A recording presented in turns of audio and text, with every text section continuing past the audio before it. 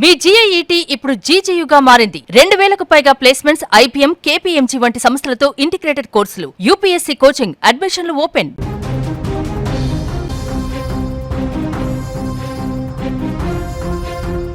రంగారెడ్డి జిల్లా శంషాబాద్ మండలం బహదూర్గూడలో నిన్న తీవ్ర ఉద్రిక్తత చోటు చేసుకుంది.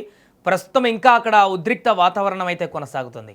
పోలీసులు రైతుల మధ్య వాగ్వాదం తీవ్ర ఉద్రిక్తతకు దారితీసింది. అయితే గత కొన్ని రోజులుగా బహదూర్గూడ నిరసనలతో హోరెత్తిపోతోంది.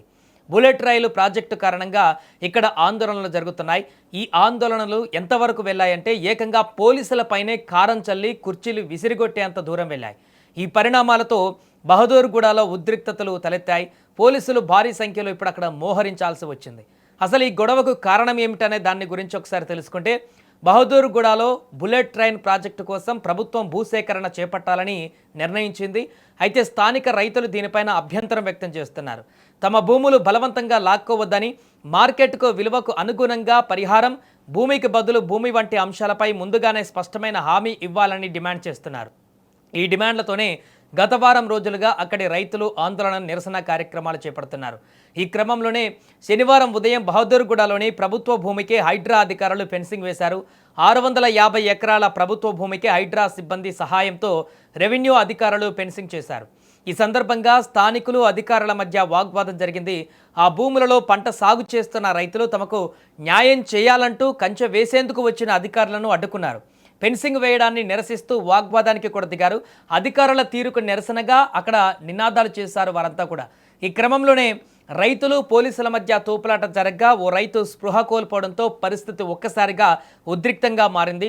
ఈ నేపథ్యంలో బహదూర్గూడలో శనివారం ఉదయం నుంచి హైటెన్షన్ వాతావరణం నెలకొనగా బీఆర్ఎస్, బీజేపీ నేతలు కూడా రైతులకు మద్దతుగా రంగంలోకి దిగడంతో మధ్యాహ్నానికి పరిస్థితి మరింత ఉద్రిక్తంగా మారింది. ఈ క్రమంలోనే ఆందోళన చేస్తున్న వారిలో కొంతమంది పోలీసులపైకి కారం చల్లి కుర్చీలు విసిరేయడం మరింత టెన్షన్ పెంచింది. ఆందోళనకారులు కారం చల్లడంతో డీసీసీ యోగేష్ గౌతమ్తో సహా పలువురు సీఐలు కళ్ళల్లో కారం పడి ఇబ్బందులు పడ్డారు. అనంతరం రైతులకు మద్దతిస్తున్నటువంటి నాయకులను పోలీసులు అరెస్టు చేశారు. ఈ పరిస్థితిని ఎదుర్కొనేందుకు డీసీపీ యోగేష్ గౌతమ్ రంగంలోకి దిగారు. రైతులకు నచ్చజెప్పేటువంటి ప్రయత్నం చేస్తూ చర్చలు జరిపిన తర్వాతే తుది నిర్ణయం తీసుకుంటామని స్పష్టం చేశారు. రైతుల అనుమతి లేకుండా ఎలాంటి బలవంతపు చర్యలు తీసుకోబోమని హామీ ఇచ్చారు. అయితే రైతులు వెనక్కి తగ్గలేదు. వారు నిరసన కొనసాగిస్తామని స్పష్టం చేశారు. ఈ ఘటనలు బుల్లెట్ ట్రైన్ ప్రాజెక్టు కోసం భూముల స్వాధీన ప్రక్రియను మరింత కష్టతరంగా మారుస్తున్నాయి. ఆందోళన చేస్తున్నటువంటి రైతులు వారి యొక్క భూములపైన ఉన్న హక్కులపైన ఉన్న ఆందోళన ప్రభుత్వానికి, అధికారులు, రైతులకు మధ్య ఉన్న సంబంధాలను మరింత కష్టతరంగా మార్చాయి. ఇక ప్రస్తుతము అక్కడ పరిస్థితి అదుపులోనే ఉన్న రైతులు ఆందోళన మాత్రం కొనసాగిస్తున్నారు. అయితే ఏ క్షణం ఏం జరుగుతుందో అనేటువంటి నేపథ్యంలో పోలీసులు మాత్రం ఇప్పటికే భారీగా అక్కడ మోహరించారు.